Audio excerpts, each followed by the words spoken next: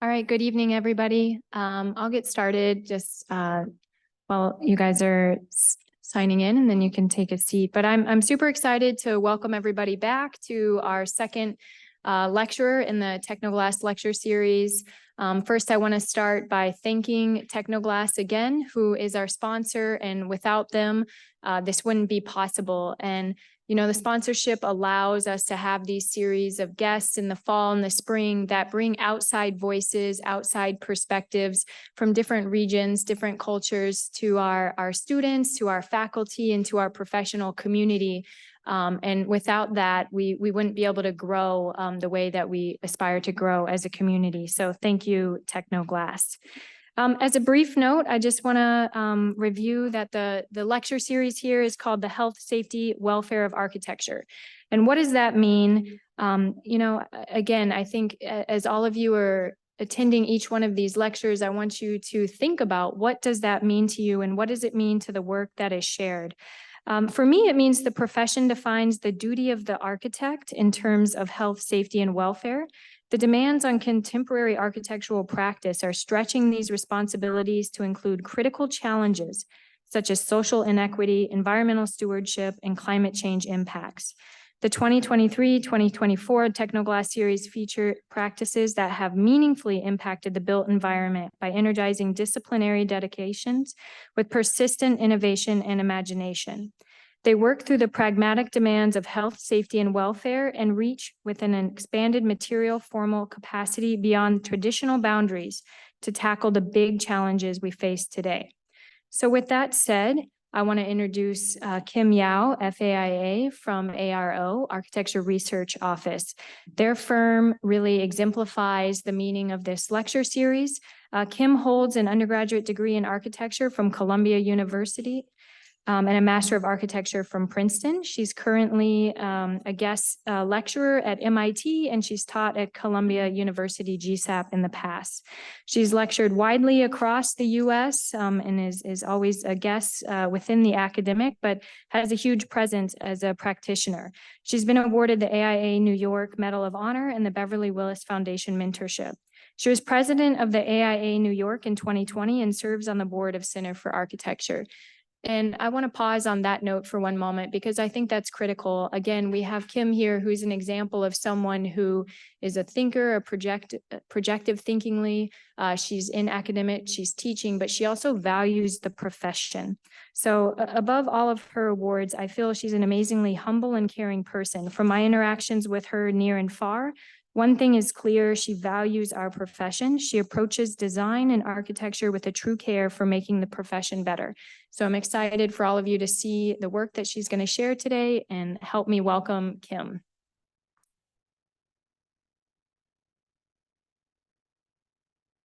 Well, that was a really nice introduction. I'm very excited to be here to talk a little bit about our work. So thank you for coming and spending your time with me tonight and here with all of us together.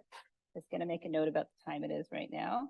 And I'm going to start with just talking a little bit about the office and our approach to how we kind of think about the firm and think about the work we're doing. And then I'm going to talk about some projects. So kind of traditional format. And hopefully at the end, I think we're going to have time for some Q&A. If I can get my computer to respond. Sorry, 1 second. Inquiry and intuition. It's called that because we talk about inquiry or research-based process and sort of the intuition of being an architect and bringing kind of your creative thinking and artistry to the craft of architecture. So in our office, the combination of those two terms is a really important foundational aspect of the firm. We are a New York City-based practice. This is our old office in Lower Manhattan. We actually just moved to Brooklyn and we haven't photographed in Brooklyn yet, but we're about 35 people. And I have two partners, Stephen Cassell and Adam Urinsky, who you can see there in the center with the firm. And for us, the most important design project we have is the design of our practice. The design of the office is what we think about, what we kind of nurture, and what we try to support through the work that we're doing.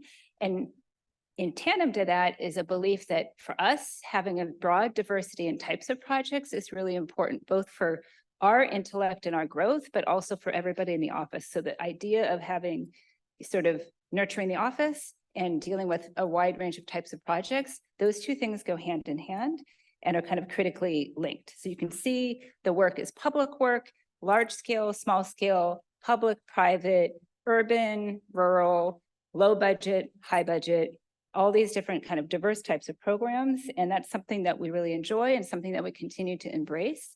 It's a sort of embrace of being a more generalist approach to architecture rather than being super specialized in one typology. The foundation for all of that work is kind of a process or a methodology that basically relies on an intuitive method of investigation or an inquiry, process of inquiry, investigation, analysis, developing, synthesizing, designing, all of this work kind of leading towards like the sort of creating the foundation for the design work that we're going to embark on. And so we really believe in having a strong process of engagement and basically applied research where you're getting to know your site, your client, the community, the issues, and embedding that into the design work as we move forward. It's kind of a really important part of our process, and we talk about it a lot. Engagement is a key piece of that. So how we talk to stakeholders or broader communities and do that today in tons of different formats. So whether it's like sitting in a room together or being on campus and inviting people, students over with pizza, or being out in a community and doing multiple sort of interactive workshops in community settings so that we can really hear from people about what their priorities and goals are and embed those goals in the project. And so I'll talk about that a little bit more, but we do that in a lot of different ways. And the reality is, as like an architect, is we can only do so much to sort of manage and control the process, but we can bring our ambition and aspirations to the clients and the projects we're working on. And so one of the things we try to do is exercise that agency to improve the process and do the work we want to be doing in the places that we want to be doing it. One way that that manifests itself is through developing project principles, which sounds really simple, but can take a really long time, especially when you're working on the kind of language and semantics of these statements. But the idea for us is that if we can work with the client or a broader community to establish goals and aspirations and principles that will drive the design process, then we can look back and sort of assess the design as we're moving along and confirm that we're really like achieving what we all set out to do. So it becomes kind of a touchstone for the success of our work that we use with the client and these broader circles of client community to both validate where we are and also critique where we are as we're going through the process. And so this is the slide related to work that we've been doing at the Rothko Chapel. I'm not going to talk about this project specifically, but this is sort of a diagram talking about the mission of the chapel, which is both about spiritual kind of contemplation and reflection, but social action in this space in Houston. And basically really simple principles. Not all of our projects have principles that kind of reduce down to these simple statements, but what are we trying to achieve in the project? And we basically create these principles in dialogue with the owner or the client and with the stakeholders and with the community so that we can kind of all be gathering these ideas into the work that we're trying to create. And doing that in that way is what's sort of enriching for us so that we're kind of rising to the challenge of the problem within each project and doing it in a way that kind of embraces all of those diverse perspectives for what's important. So this is sort of the final result, or not the final result. This was phase one of the Rothko Chapel project. You can see a little welcome pavilion and the restoration of the chapel and the new skylight and other spaces. And we're doing more work at Rothko Chapel now, kind of embarking on phase two. So research manifests in different ways. Some of it is traditional programming work and thinking through clients and problems at varied scales. So that could be at the scale of a single space or a project, like an interior, like office project. This is for Harry's, like the razor company in Manhattan, or at the scale of a campus. We've done a lot of planning work and programming work on architecture school campuses actually around the country. So thinking at scales of campuses. manifesting sometimes in actual practice, sometimes not. This is work we did at Princeton. And then also thinking about, so that idea of sort of strategic thinking and research and programming inquiry, getting to know your client, getting to know the place, that's really foundational in how we work. And also just an embrace of the craft of building, a love of materials and innovating through materials, how we can elevate everyday materials through how they're detailed or used or applied. All of those things are really important in our work. And so here's some examples of what that starts to look like. And the sort of innovation through material work happens considerably through collaboration. So in our office, you already heard, I have 2 partners. We have this great team of people. We're a very flat office. We all work in one big open space. Everybody sits down at the table and contributes to ideas that are happening in the office. So there's no sort of top-down sketching that occurs in the firm. And that idea of strategic collaborations is really important to the work we're creating. And that can happen both in the space of the strategic thinking, which I'll talk about in a little bit, and also in the space of particular material innovations. And so this is one example, the early residential project where we worked with Guy Nordenson on this staircase, this glass walls, structurally glazed supported stair was one type of collaboration. So combining technical expertise with an idea about creating something sort of dramatic in this space. Or a more recent collaboration for CBST, a synagogue in Manhattan, with Threshold Acoustics and Reg Huff, who's a concrete specialist, to say, how can we turn a concrete corrugated wall into a dramatic acoustic surface that is a performative element in a spiritual space that's all about kind of celebration and music.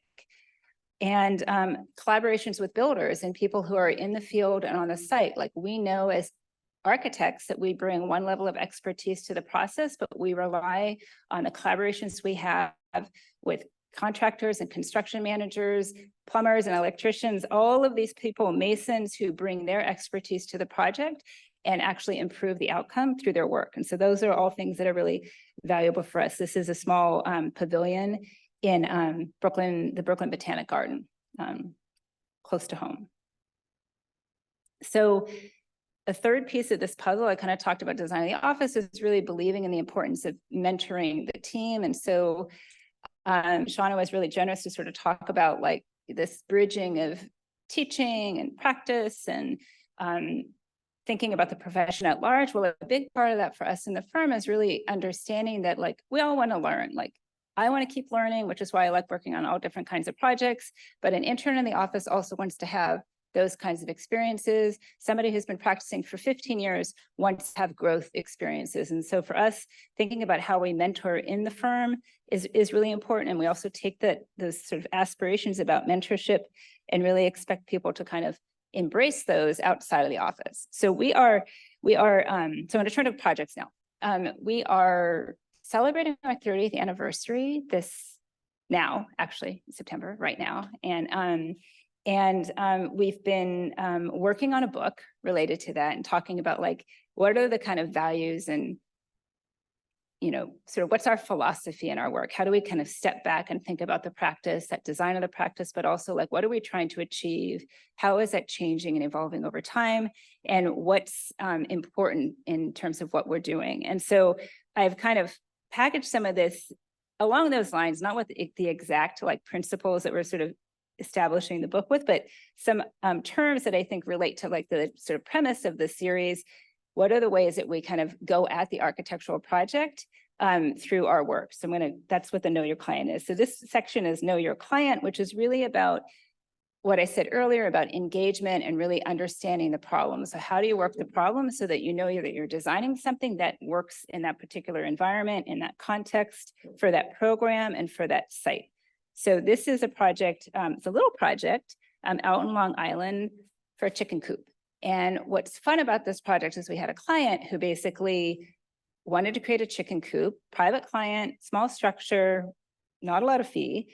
And how do you kind of think about going on a project like this and doing something creative where you start to kind of understand the parameters. So this is all like the kind of stuff that you would be doing in studio, but basically taking that to a level where the technical parameters and the programmatic parameters can really inform what you're doing through the design. And so in these particular instances, thinking about, how much light do the eggs need to like sort of develop successfully at different times of year? How do we guard against certain predators? How do we kind of create good qualities of daylight and ventilation for the health of the chickens, combining all of those things into a space so that we could understand what would work well for the project. And so in our process, we tend to diagram a lot, show information, have these engagement sessions, which of course we didn't do with the chickens, but basically have these sessions where we understand what's happening, what we think we've heard through conversation with community, with stakeholders. We diagram that work and we bring it back and share it. So we're sure that we're really understanding the problem and understanding their perspectives. And we do that to kind of gather as much information as we can to inform the work. So here, this is sort of, showing all of the breeds and weights of the chickens and their specific requirements, the recommendations for different types of coops. So this really falls into the category of like good old-fashioned precedent analysis and how you think about what type of structure was right for this particular client and the chickens that they wanted to have on their site. And then kind of sort of pulling those pieces together. What are the programmatic elements that need to come together to create the perfect environment to raise healthy chickens and healthy eggs? Combined with that, this sort of gets into the material exploration. So we're taking that sort of thinking about program underwriting, our kind of what are the factors that we need to be considering. It's kind of the problem solving piece. Sometimes it's the strategic piece. And then thinking about like, how can we iterate? So iteration is a really important part of our design process. Here we were thinking, how do we create a really simple wood structure with metal cladding or metal shingles? We have this sort of interest in shingling, simple constructional techniques that can be elevated through how they're detailed, kind of like I said earlier. So what's the shape of the coop?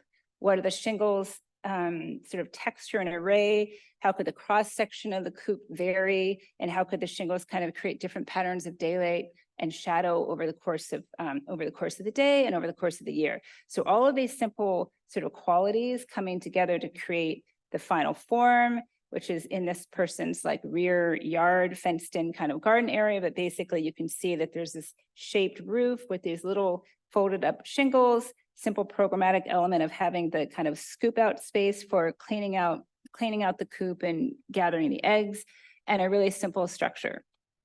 So this is a very sort of simplified version of what can be a much longer process for a much bigger building or a more complex site. But it's a nice kind of nutshell. At the scale of a school, talk a little bit about Riverdale, which is this school we completed that's in the Riverdale section of the Bronx. When you're talking to a school client, for us, it's all about understanding their community, their site, the history on that site, but also their curriculum, their pedagogy, how they teach, how they gather, how they use their indoor and outdoor spaces. The amazing thing about this is New York City, but it's a particular section of New York City. And the amazing thing about it is that they have all this outdoor space. And so in talking to this client, it was very much about how this new building, which is a academic building for grades 3 through 5 on this independent school campus, how this building could really facilitate interaction with this site. So very simple organization. One idea is basically that it's connective. So I'll talk about sort of indoor-outdoor relationships. The second is that it's connective also at the interior in terms of interior spaces. So these 2 anchor programs on either end that are active programs. So sort of multi-theater space on one side, cafeteria, kind of student center space on the other, and then a band of classrooms. So on the lower floor, you're seeing here all that gray areas that the building backs into a hill, but all the classrooms open to the exterior. And these are these anchor spaces. So on one side, multi-purpose theater, and on the other, sort of student center, which is really their cafeteria, but they also use it like any school has to have spaces that are multi-purpose and do a ton of different things. So here, like a space is also for lectures and talks and banquets and advancement, like raising money, all of that kind of stuff. And this importance of being sort of having access to the exterior and access to the view, because it's on this very pretty site that actually has views of the Hudson River. On the upper level, you can see this simple arrangement of the classrooms again. So there's basically 9 classrooms in total, 3 per grade. All of the classrooms either go directly to the exterior, or they, the ones here on the bottom have views of the river. And so they're the ones that don't go straight outside, but the importance of having indoor-outdoor learning spaces and basically layered multiple types of learning spaces was really important for the school and for their pedagogy, which sort of connects the students to their place in the world through geographical markers and through experience and through an understanding of the landscape and the environment around them. And so here you can see one of those classrooms like looking out towards the view of the river. And then on the other side on the hill, kind of emptying out into the landscape where they have indoor-outdoor classroom sessions. It's a school that's designed very much for the way this school teaches. They have 2 teachers in every classroom. That's why like this is grade 5 and the teachers' names are H and P. So every room has signage that changes on a semester basis to kind of embrace the identity of those teachers. And then this common space in the center is sort of accented by skylights, and the skylights sort of bring light into these communal spaces that are breakout spaces for the classroom. Every surface in this building is a functional surface. Every room is a flexible room. That was really important to the headmaster of the school and to the faculty. Here you can see that upper level commons, staircases on either side that activate the program. They're open stairs, 2-story buildings. So strategically here, we said if we did 2 stories, we didn't have to have enclosed fire stairs. We could go indoor, outdoor on every level. And the stairs are a connective part of the tissue of the building. And then skylights that sort of dot those breakout spaces on the upper floor. And then here you can see some of the skylights. Basically with each skylight, we also wanted to embed sort of a different kind of learning moment for the students. And so there's a combination of understanding sort of solar orientation, or having like a sundial, or having a skylight that's all about sort of understanding how sun creates color through different, 3 different colors, creating a prism. So each of the skylights has a different installation and has graphics that kind of talk about that lesson, in addition to other kinds of lessons about sustainability or resiliency or place or history that are embedded into both the building and the landscape surrounding the building. So here you can see the kids in one of those breakout spaces. All the walls are tackable or writable or have storage for artwork kind of integrated within them. Really simple, durable finishes.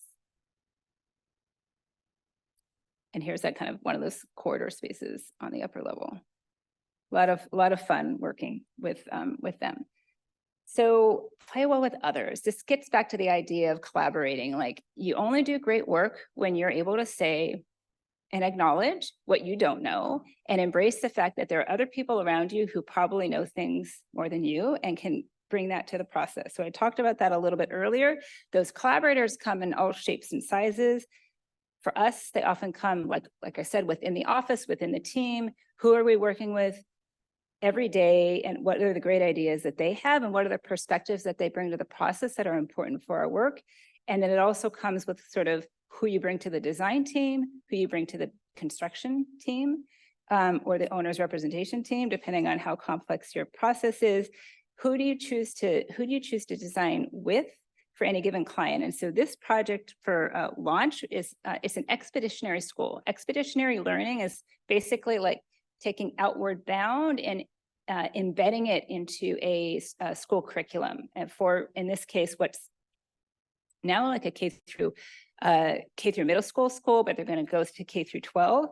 And they're a school that's located in Bed-Stuy, which is a particular neighborhood in Brooklyn, but they're considering moving to Floyd Bennett Field, which is this sort of airstrip, really remote in Brooklyn, that's on the water. It's on Jamaica Bay, and it is pretty remote, but it has a lot of space. And so for this particular project, which we kind of completed a concept design for, and they're working on sort of, this is a National Park Service site, so they're working on all these approvals, and they're working on funding, and they're working with partners to develop sort of school concept out here. Right now, they're in a space that's within an existing public school building in New York City and New York. A lot of the public schools, if they're old buildings that were purpose built, but the schools sometimes change and move location over time. And so you can have one school building that might have 2 or 3 schools within it. And in this particular instance, they share a building like that. But they're all about expeditionary learning, which is all about being outdoors and doing things in the landscape. And so for this project, we're collaborating with Scape, who are amazing landscape architects who have offices all around the country. And also Colocate, Brian Lee of Colocate, who's a New Orleans-based architect, to really address different issues. Scape, the landscape, thinking about embedding the curriculum in that landscape and understanding the sort of site and the opportunities of being on Jamaica Bay and expeditionary learning. And then Colocate, who has a particular expertise in embedding design justice values within projects and community engagement. And so for this project, the headmaster or the principal said, we want to create a school that embraces anti-racist space. And we want to have anti-racist space in this place that really celebrates the individuals who are in this school community. And we sort of had this conversation and said, well, I don't think that any of us are experts in what anti-racist space might be, but we wanted to kind of create a process that imagined what the possibilities would be to embed these values and aspirations into the project. And so that's really where Colocate became a really important partner in the process and still is. We're kind of on pause right now. So engagement, what that engagement looked like, I talked about engagement before. What it looks like in this particular context is having tons of sessions with people in person and virtually at different times of day and different days of the week, because you want to promote access and you want to promote people's ability to take part in the conversation and to share ideas. And so as an outcome of those ideas or those conversations, we were able to sort of establish dominant themes. What are the community themes that were really important? So you're seeing this sort of graphically played out here. And then our goal was to take these themes and embed these ideas in both the programmatic sort of distribution on the site and in the buildings, and also both programmatically and experientially. So how can we kind of layer these ideas into the project very consciously and intentionally? Working with Scape, we were also able to, of course, think about very, very complex kind of cultural and historical histories for that site, resiliency issues on the site, so we could acknowledge those histories and think about those relative to the design of this new space, both in this landscape, in this place, at this time, for this client, and this particular community. So you remember the Rothko Chapel example, I had 4 principles that were pretty short and sweet. This project has 15, and they fall into these different categories. So you can see that maybe a little bit of the difference there of different levels of community engagement and different complexities in thinking about these issues. Our principles in this project really fall into these categories of education, stewardship, and community. And I'm just going to show you some slides for each of these, but basically in education, centering the student experience and thinking about how that experience embeds both in the landscape in terms of pedagogical spaces embedded in the landscape and also within the school buildings on the site. So here, simply put, having dedicated learning spaces that would happen out within that landscape. Resiliency also underpinning all of this, of course, because it's a not compromised site, but it's a waterfront site. So there's a lot of risk of flooding. So stewardship addresses the resiliency issue, thinking about how we advance environmental sustainability and regeneration, think about creating access to the waterfront in this area. It's very remote and a little industrial. Think about restoration and embedding that in the design, and then also just resiliency. So that's happening in the landscape, but also in the nature of the building. This is a building project where there's an existing 1950s or 40s Park Service building that had been used as a school at one point, that really lightly built structure that we're basically adaptively reusing into the new school by kind of recladding the whole thing to make it energy efficient and thinking about systems to sort of promote sustainability through the use of this existing building and kind of transformation of it into a new space for launch. So it has to have some opening up because it has to also kind of connect to the outside because of their particular kind of program and pedagogy. And then thinking about community and how to kind of embrace these ideals of justice, liberation and anti-racism in the design, again, of the landscape and the school. So all of those ideas being really important. Here are some of those, see, all of those other principles, and then we have this sort of set of design justice principles that emerged again from those community themes and all of that community engagement. So this is a really long process, right, to kind of discern all of this and then to take these principles and say, how can we embrace ideas of belonging or manifesting joy, destabilizing sort of power structures, and think about those integrated within the design of this space. And that's kind of like the task that we've established. So here you saw those icons. So this is just a sort of simplistic maybe way of thinking about it, but it's how we're tracking. And we're basically in the overlay of that site plan and the building plan saying these moments and experiences embrace these values and ideals. And so we're mapping that here, and this map will be the thing that informs our design as it develops. This is obviously, like I said, concept design, so very early stages. And this is just a rendering. You see here the adaptively reused building in the distance, kind of in teal, these indoor-outdoor educational spaces in the foreground, new structures here to the right, so kind of a complex environment for indoor-outdoor learning. At a totally different scale, different type of collaboration, we completed a project called A New Urban Ground, and the sort of predecessor to that project was research we did called On the Water Palisade Bay with Gay Nordenson, that structural engineer I mentioned earlier, and Catherine Sievett, who's a landscape architect that researched the challenge of rising water levels in Palisade Bay, which is the harbor and the bay that surrounds New York City and also touches Brooklyn, Staten Island, like New Jersey. It's the kind of bay, the bottom of New York City as it goes out into the ocean. And the research that we completed as part of On the Water informed this show at the Museum of Modern Arts called Rising Currents. And Rising Currents basically imagined how could we take 5 different sites around the bay, that's what you're seeing there in the center, the blue, assign those to different design teams, and imagine possibilities and futures for those sites that rethink infrastructure and address the issues of sort of rising water levels and storm surge. And we did that all as kind of part of a research process that was curated and organized by Barry Bergdahl, who at the time was a curator at the Museum of Modern Art in New York. And so our site, coming out of all that research and sort of working on this process, was Site 0, which is Lower Manhattan, which was great for us because we are very familiar with Lower Manhattan, not that the other firms weren't. We collaborated with D-Land Studio, or Susanna Drake, she's a landscape architect, on our proposal, which really thought about creating a new ecological infrastructure in Lower Manhattan to address both storm surge, rising water levels, and another challenge we have in New York, which is combined sewer outflows, and sort of heavy rain events basically push sewage into the river and into the bay.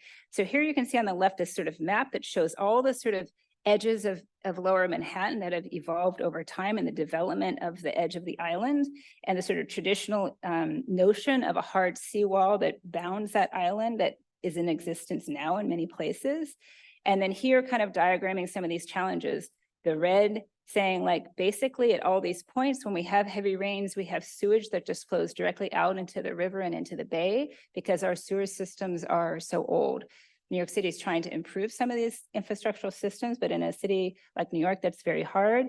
And then what you're also seeing all the way to the right is sort of the challenge of when we have rising water levels, and storm surge, how much water is infiltrating the edge of the island and how much of the edge of the island starts to disappear. And so how can we kind of think about rethinking our edge and our streetscape to address those challenges? So for us, with Susanna, again, as a landscape architect, we propose this sort of soft infrastructure, resilient streets, resilient edges, still having hard edges in certain places, to be honest, to kind of deal with some of the challenges of the bathymetry of the river and the harbor, creating barrier reefs, basically to break storm surge, which you can see there at the bottom, all of those green lines, and also to soften the edge, and to do that so that we could have a new kind of idea of park infrastructure that was an amenity that could also be used by the community and used by the city and enjoyed, while it also at the same time protects protects the real estate in Lower Manhattan and protects the people who live there.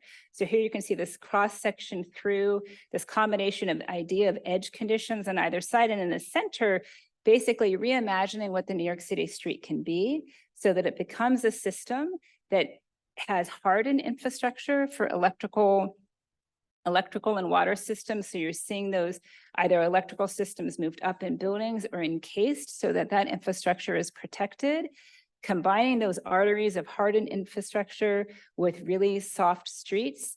The whole notion being that the water comes down in a heavy rainfall and we can hold it and release it very slowly out into the river. And it's literally being held by all that planting. So this is why we talk about like pervious and impervious surfaces, and think about this at the scale of doing a house or a smaller project. But here at the scale of the city, all of that pavement can help solve the problem if we can rethink our notion of what a street is. So reimagining the streetscape so that we can also then bring water slowly to the edge and create this edge buffer, which is all about storm surge. So the buffer at the bottom and on the edges is so when you combine the rising water levels with the storm, you're going to have that much more water coming in and actually like breaking against buildings in Lower Manhattan. So these are all issues that you have different kind of hurricane and water issues here in Miami, and in New York, we don't have hurricanes in the same way, but we have intense storms, and the future will just sort of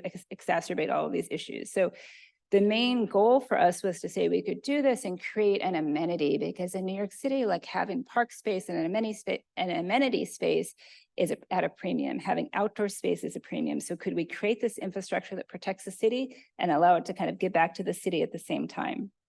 Here you can see this view of Lower Manhattan with the kind of like greenscape, the proposed greenscape, and then kind of our timeline, which just sort of shows like this initial research happened like a long time ago now. Maybe some of you weren't even born like 20 years ago, like back then. And then going through the show and then experiencing like having the Rising Current show and then experiencing Hurricane Sandy and really having some of these issues tested when Lower Manhattan significantly flooded. And we were able to take a lot of that research, work with the city on thinking about housing analysis and issues on our wet edges with the city. And of course, like more recently, a lot of investment has gone into kind of trying to protect the city from some of these issues, which is important, but slow. Designing the process, I kind of said this earlier, sometimes you have to kind of not just rethink what you're making, but think about like changing the process so that you can do better work. And that's something that we, again, from a strategic standpoint, try to embrace as much as possible. So I'll talk about this through one project, which is also in Lower Manhattan. It was a sort of planning project that we did for the local business improvement district in Lower Manhattan around this neighborhood called Greenwich South. And Greenwich South is the kind of neighborhood that was lost between where World Trade was and Battery Park.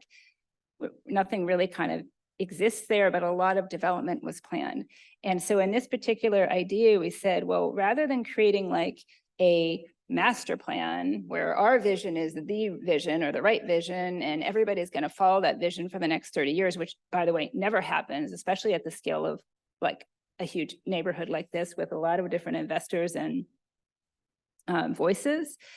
We wanted to create a strategic planning framework and say, how can we imagine many different priorities that are flexible and resilient, and over time those priorities can be embraced and addressed through different scale design projects by different people, and so in different firms with different objectives. And so try to create a framework that allowed for principals again to guide that design work in the future, and then bring a bunch of people together who are really talented to imagine those possible futures. So there was a visioning exercise also that happened to sort of allow people to see what could happen through the implementation of these ideas and these principles. So this is kind of a diagram. I guess we like to diagram processes, but starting with research and analysis, establishing the principles, and then going towards implementation. And you can see there's this sort of thing about exhibits and publications. How do we create collateral? The most important thing in this project was communicating this. It was an advocacy piece. It was a piece for this business improvement district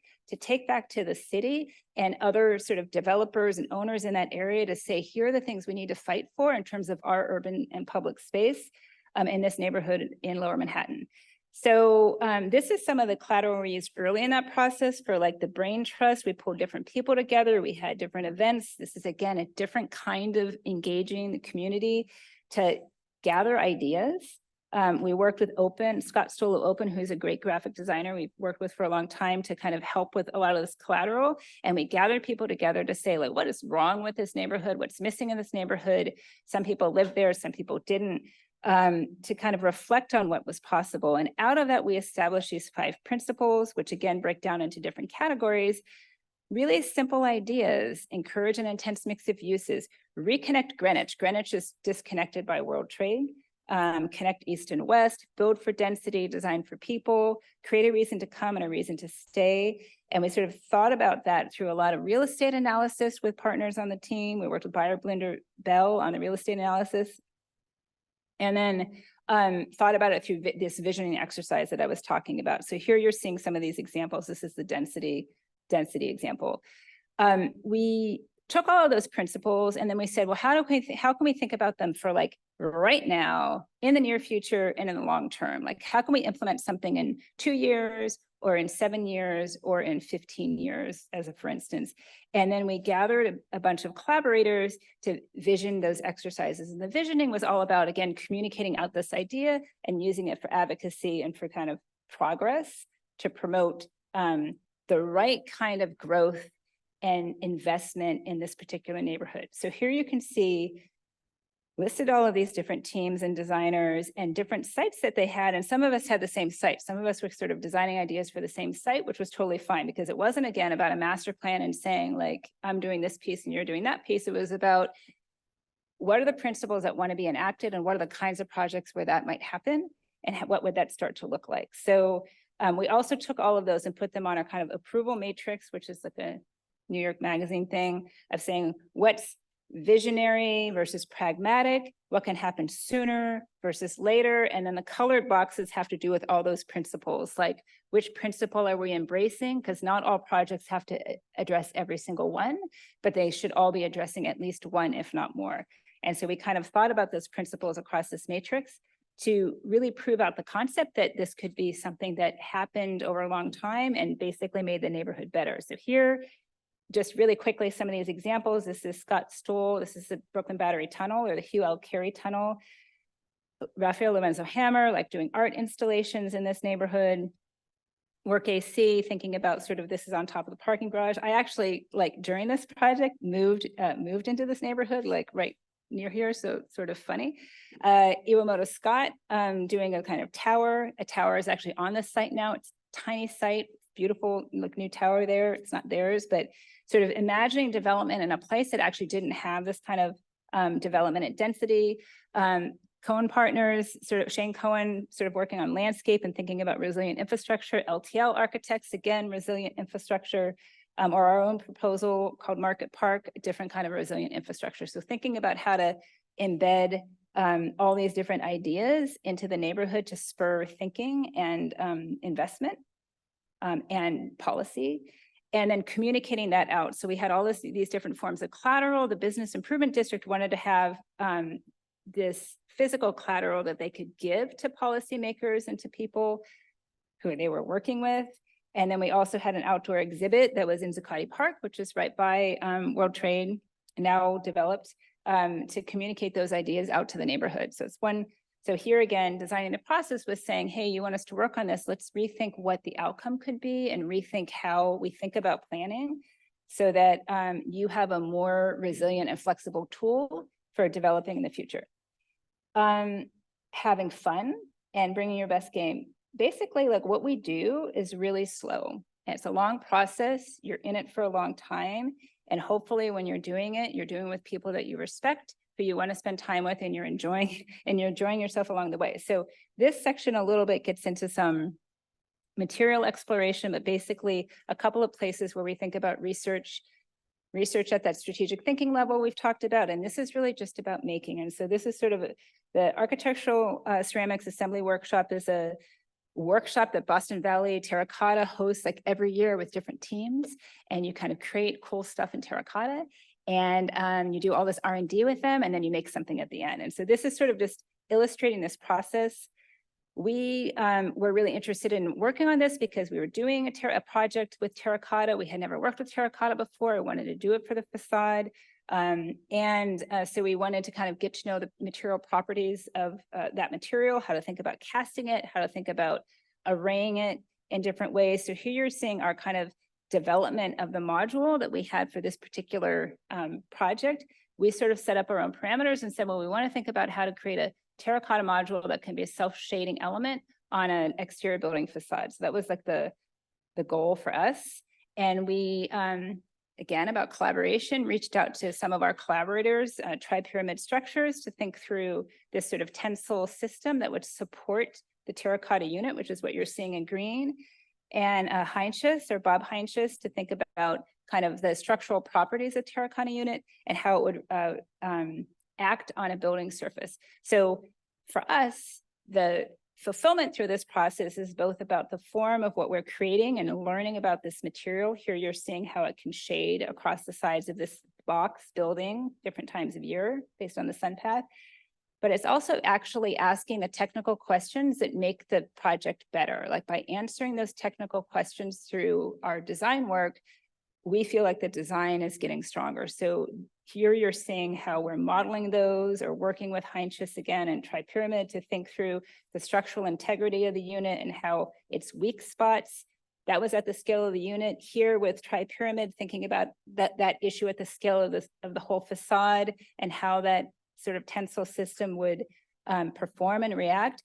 And then back with Boston Valley, how can we think about how we're going to create a simple unit that hopefully wouldn't be exorbitantly expensive, but something that is efficient, resource efficient, and energy efficient. You create that unit, you glaze it, and you do it in a sort of efficient manner. So here are studies about how to create something as simple as a saddle that's holding that unit, so that when it goes through the glazing process, both the glazed surface and the unglazed surface are a kind of component to the final design.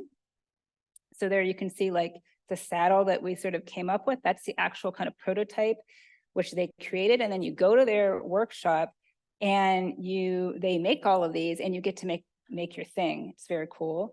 And so this is just sort of a series of slides that show that's the tensile structure, and you can see each of those terracotta units being sort of inserted. It's my partner, Stephen. All of them being kind of attached to that system and the kind of final product. And then you can see how across these west, south, east, and north facades, its rotation creates that shading for the surface of the glass. So this for us is both about fun and about collaboration and about sort of R&D and sort of, technical advancement and knowledge advancement for us relative to this material. Another example of that is work we did for Knoll. And we did basically design offices and showroom spaces and retail spaces for Knoll across the US over the course of like 10 years. We're not doing that work anymore because Knoll merged with Herman Miller, and so now they're Miller Knoll, so it's different leadership and everything. But one of the things we said in our first project was, how can we think about taking your materials and applying them to your spaces so that your physical materials become architectural? And we did that primarily through felt and leather at the time, because those were two new subsidiaries that Knoll had purchased. And we created these surfaces and spaces using the product as an architectural finish. And what came out of that was this idea that they came to us and said, hey, like, let's launch a product line. Let's create acoustic architectural finishes under our brand. It's under the Filtz Felt brand, which is Felt Company, again, a subsidiary of Knoll, that really have high performing qualities and that architects can specify. And they came to us because we're architects and we had already designed it. And so we could take the R&D from the work we were doing with Knoll and turn it into R&D to go into this collection, which is called the AIRO collection of acoustic architectural finishes. And so here you can see a lot of the sound testing that went into this product. We did this with Threshold again, that same acoustician I talked about before. Some of the literature, it's modular, it can go up in fields. But for us, the idea was always about how do you have something really simple and straightforward, modular installation that can be applied and specified by anybody in many different ways, because that's what we're always looking for when we're sort of designing spaces. So you're seeing different versions of this. And what was great about this collaboration is that we're still working on this product. We just launched a new product.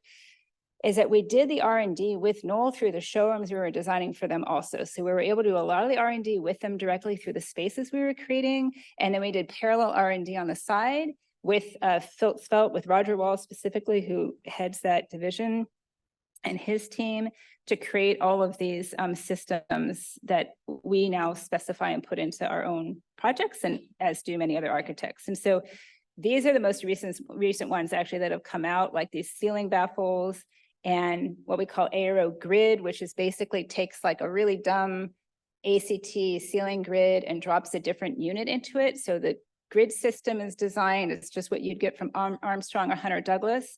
But the system, any contractor can drop into that ceiling grid and create a different kind of open ceiling plane. And so these are our most recent sort of launches in the past year, a revisit, a new kind of shingle. Some of these projects also come out of saying, like, Roger will be like, what do? I have all these scrap materials. So instead of always thinking about something that's like plank, which is like the vertical one, some of the vertical ones, are there versions of product we can think about that use smaller size pieces? So we can use remnant felt and use some of that, you know, have less waste material. And so thinking about how to make surfaces out of different kind of components is a big part of that project. And so that is something that's ongoing that we really enjoy, because it's a parallel way of thinking to the kind of client-oriented work that we're doing in the office. So I'm going to end on keep stretching, which is just an idea about kind of what I said earlier. We just all want to keep learning. Maybe we all wish we were still back in school, like literally, but you know, you want to grow, you want the firm to grow, you want to grow as an individual, you want to be able to do that at all different levels. And so for us, a lot of times that happens through projects, it can happen through research, but it also happens again through that diversity of work. And so this is a little case study in saying, here's a collaboration we did a number of years ago it was part of a competition for prototypical housing in Syracuse that was basically about reinvestment in a disinvested area and creating very affordable housing in that neighborhood. We did this in collaboration with Della Valle Bernheimer, another architect.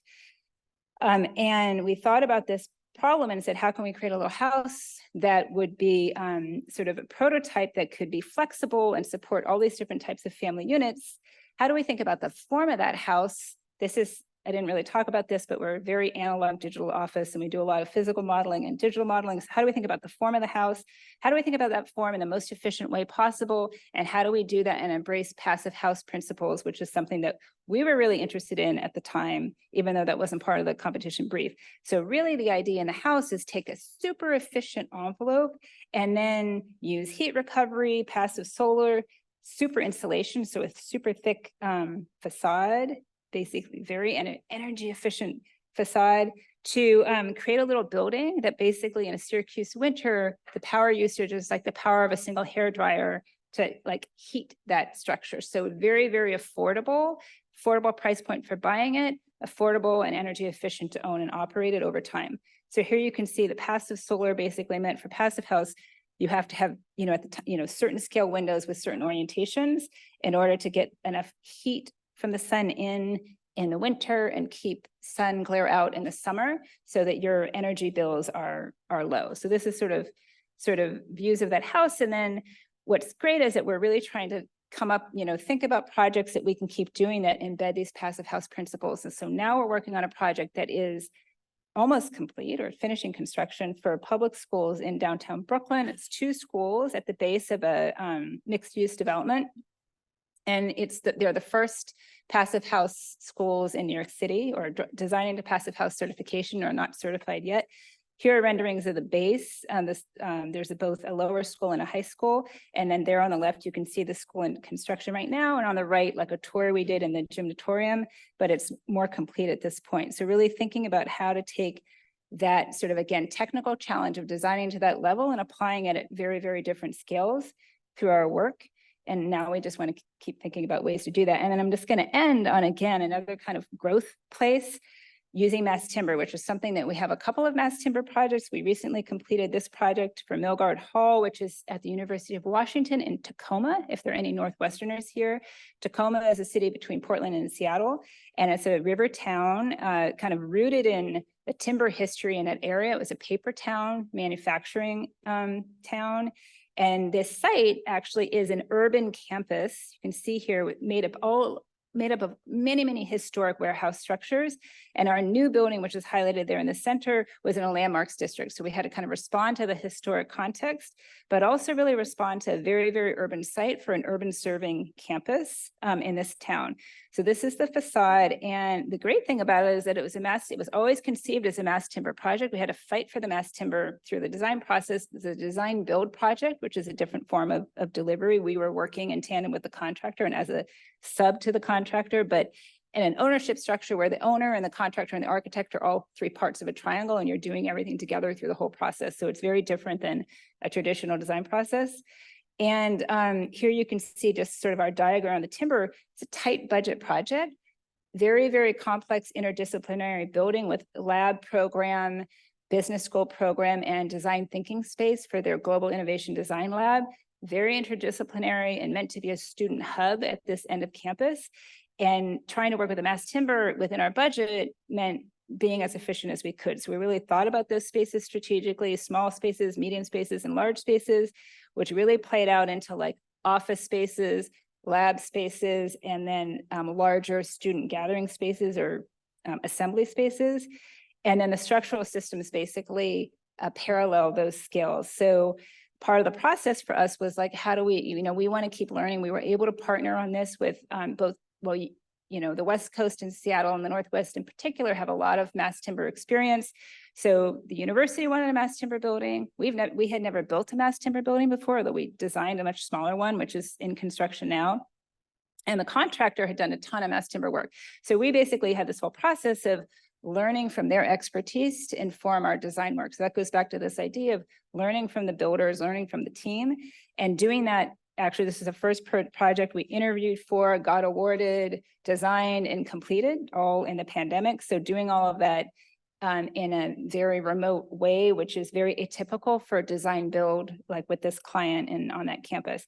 And as part of the process, we got to go to like the Canada and visit the timber facility, which was really cool, and see our glue lambs and our CLT being produced, inspect it, look at the detailing.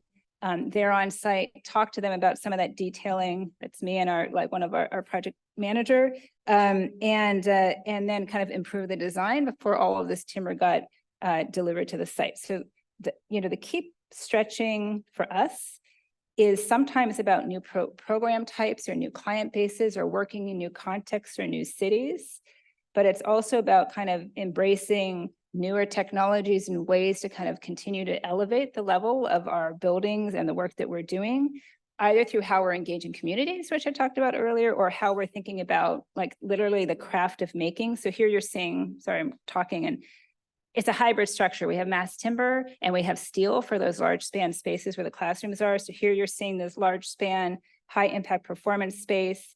There you're seeing the completed space. We really wanted to celebrate the timber. So you see it, you see one of our grid systems at the top. Basically, all of the kind of timber spaces are shorter span bays, which are filled now with lab and teaching spaces around the rest of the building. And you can kind of see all the wood celebrated everywhere. And then there's this little moment at the front, the former chancellor and a local historian, we worked with them on, and Studio Matthews, who's a graphic designer based in Seattle, on a sort of timber display that told the story of timber in the region, worked with the Puyallup tribe on their histories relative to timber and local artisans or their artisans who did carvings relative to this particular installation. So a lot of community engagement in that regard to kind of represent all the histories that are embedded in this site. Here you can see the connector space, which has a sort of timber and it's really this connected tissue through the campus. The building kind of promotes connectivity and accessibility across a campus that has a lot of change in slope. And the final view from the Prairie Line Trail, which is this landscape access across the campus. So for us, the goal always being to think about ways that every project provides an opportunity for us to keep growing and to kind of bring some of that skill set, hopefully, to the project and the client and enrich the work that we're doing in the process. Thank you.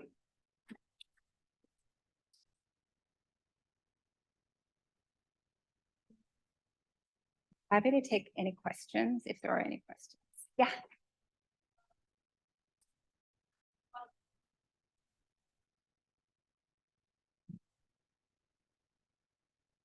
So you mentioned a lot about the diversity of the projects that ARO does and basically the connection with the clients and builders.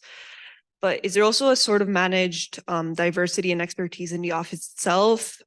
Is more of a like in a hiring process, you specifically consider the expertise of a specific person, or is it more of a jack of all trades learning curve dependent on the project? So for instance, is there someone specifically dedicated to CLT, or is it more like everyone in the team learns about CLT in the process of it?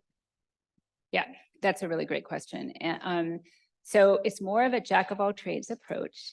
And part of that relates to the ideas I talked about earlier about mentoring and growth, and the fact that, you know, I don't want to only work on CLT buildings. So probably, I mean, I like working on CLT. Actually, I probably do want to only work on CLT buildings, but in any case, you know, I don't only want to work on educational buildings, let's say, even though I love them. So for us, we don't specialize in the office at all. There's either in terms of skill set or program typology or technical expertise.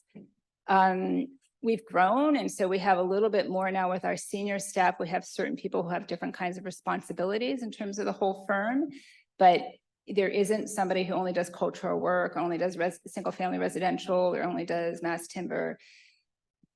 And you grow through the work that you're doing. And so what does happen is you have people who have more skill sets in certain areas. And what we do very intentionally is we try to, and we do this for us, like when I didn't say this, but the collaboration at the office, it happens through all levels, and we work on every project with two partners. So there'll be like a primary partner and a primary principal and a collaborating principal. And we do that between the three of us. And we literally very intentionally, if we're going after something and one of us hasn't done something like that for a while, but would like to grow in that area, we like partner strategically for that reason. So we'll say like, hey, like I haven't done a house in a while. I'd really like to do a house, or, you know, so-and-so hadn't done any higher education work in a long time. So we kind of do that partnering to grow our own personal experiences. And we take that same approach to everybody in the office so that people aren't pigeonholed into certain typologies or certain skill sets. That being said, when you're working on projects, and the projects that, you know, some of these projects are the outcome of like 10 years of work, or it could be the outcome of like a year and a half of work. So the time skills are radically different. So people do build certain expertise. And what we try to then do is embed that, you know, mix that up so they're taking those skills and everybody sort of has access to different opportunities. So we might not have the same, you know, we had very different teams on our like 2 mass timber, like 2.5. We had another project that wanted to be mass timber, but it's just going to be like conventional lumber, which is still cool. But you know, those teams are totally independent teams. They're not the same people, but there's a lot of cross communication about what we've learned, like lessons learned, and how to kind of apply those to the design work or construction administration work that we're doing moving forward. Thanks.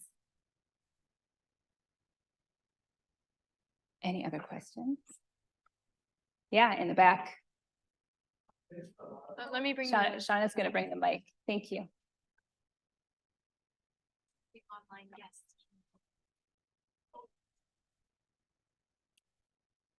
You mentioned a lot about the collaborative design process and having a lot of stakeholders present. How do you handle when different stakeholders have conflicting goals or motivations? That happens all the time. And it depends on the size of the group. So a great example of that is like Milgard, which I just talked about. There, the stakeholders are basically college administration and then the deans of 3 totally different schools that have never had to cohabitate in a building before. One of those schools being completely new, I mean, not the school, but the School of Engineering and Technology were basically launching their civil and mechanical engineering programs for the first time on the campus. So it takes a lot of conversation and shepherding of the process. And we would basically have this process where we would have conversations with them individually, with their leaders, and then their students and faculty. And then we have conversations where we brought those leaders together and we just worked the problem, and we shared and said, hey, like, you've got this much you want to have happen in the building, and we have the capacity for this much in the building, and we need to agree as a group including administration that wants all these big classroom spaces, we need to agree as a group on the priority or the building's not going to happen. And so you kind of have to bring people from their place to a communal place through a process of conversation and discerning and coming to consensus. And sometimes also just when you need to, going to somebody else higher up who is going to say, hey, like, you can't have your way. Fortunately, that doesn't happen a lot, but it does. That also, you have to rely on like all of those strategies. And a public process is different because you're never going to get full consensus in a public process because people will have radically different aspirations. But in those instances, we use the kind of principles to really say, in a setting like this, if this were a public meeting, like, we heard you say these 5 things, and we are trying to address those things through the work, and this is how we're doing it. So we try to make sure people feel heard, and we try to address their questions to the best of our ability, even if we're not going in the direction that they want us to. And usually you build up enough respect in that process that people realize you're listening to them. And sometimes that's important. That's really important, even if you're not doing what they say. Exactly. Any other questions? Maybe while the audience is thinking of it, I have one. I appreciate sharing the work that you did, in Lower Manhattan, thinking about resiliency within the existing urbanism, and to see a little bit more of the timeline about how the work has evolved and progressed. And something that I was familiar with the work, but hadn't heard you talk about it before. So that was great. And I think your team's proposal addressed edge conditions, but also tried to analyze existing sort of infrastructure as streams or arteries, or, really understanding how will the city change and evolve in the future. Maybe you feel comfortable, but I'm interested in 2019, the budget. And I know that there is a proposal, I don't know if it's in permitting, but it's been approved, for a different approach, the big U, that maybe only addresses an edge condition, or correct me if I'm wrong, but doesn't really understand, maybe the arteries or the streams. And I don't know if you could talk about sort of what you're seeing happening in the city, and if you're continuing your conversations with the city. Thank you. That's a great and a tough question.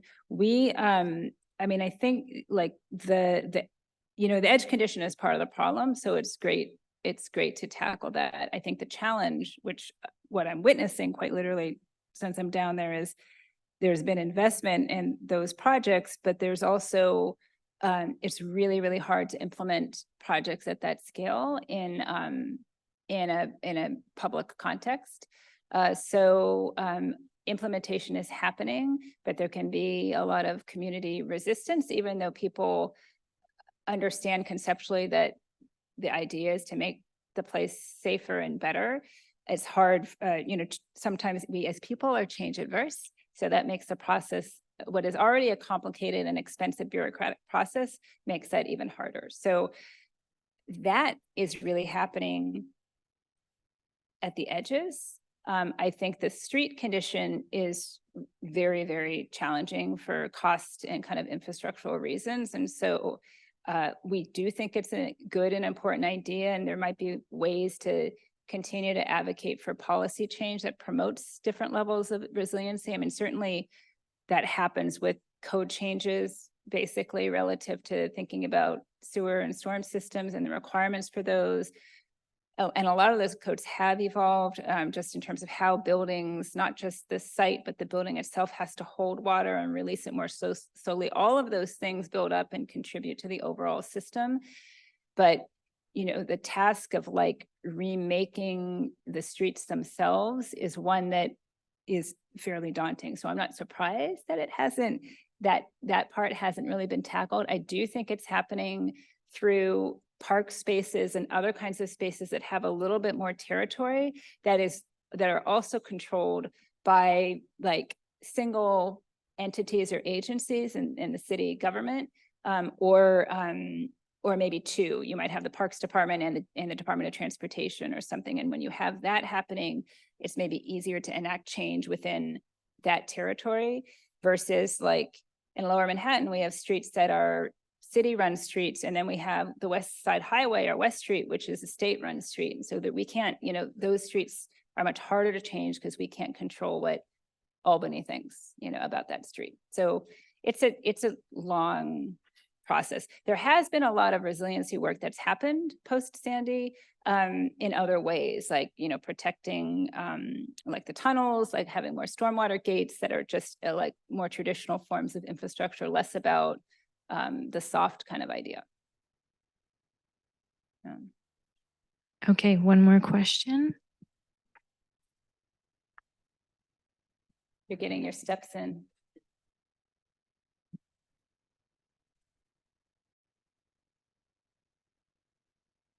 So I guess I get it. So to kind of like piggyback on the whole Lower Manhattan resiliency project, I patient big about the big U, Yeah. that one of the main situations was the fact that Lower Manhattan and the generally low economic level of the community created a lot of like controversy over whether or not it was like gentrification or not, and how would you kind of like especially here in Miami where we have a lot of those issues on resiliency, and how does that connect to gentrification and the kind of like moving back of the existing population? How would you kind of like how do you say help with the trying in forgot the word convince the community that this isn't just, this is for their benefit as well?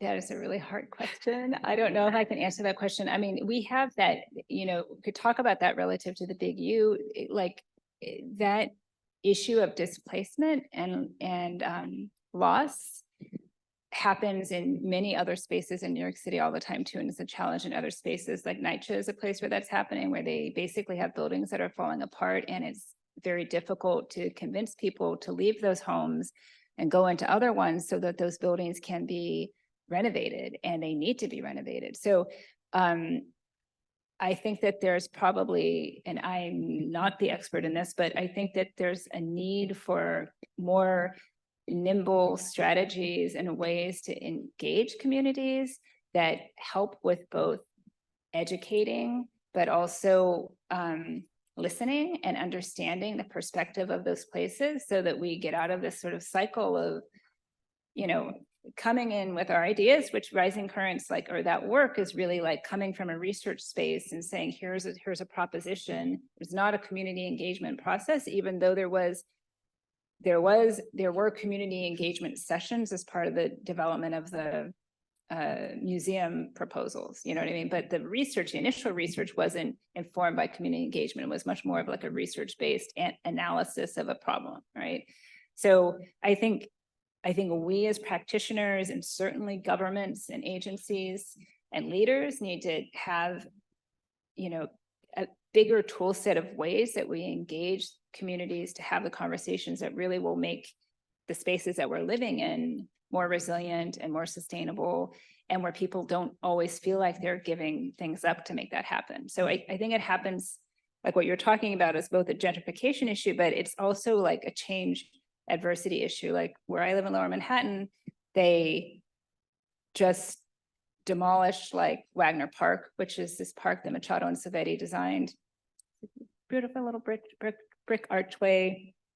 Everybody down there, their kids grew up playing in that park, and I was right at the tip of the island, and a new design sort of was created, and that park is gone. Like, and now this new design is going to go in, and there was this huge uproar. This isn't about displacement, it's just about change and sort of memory and attachment to a place.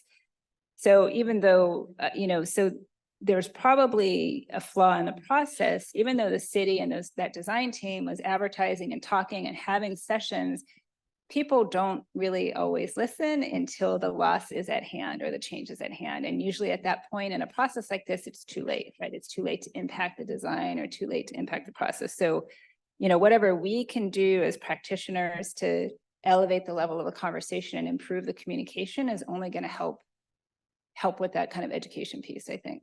Not because we're always coming at people with our ideas, but because we're really having a dialogue that improves what the work is like.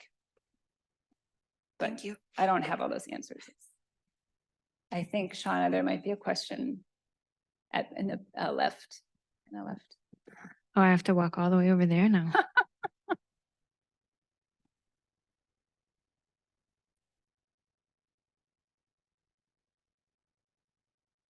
We'll let this be the last question and then.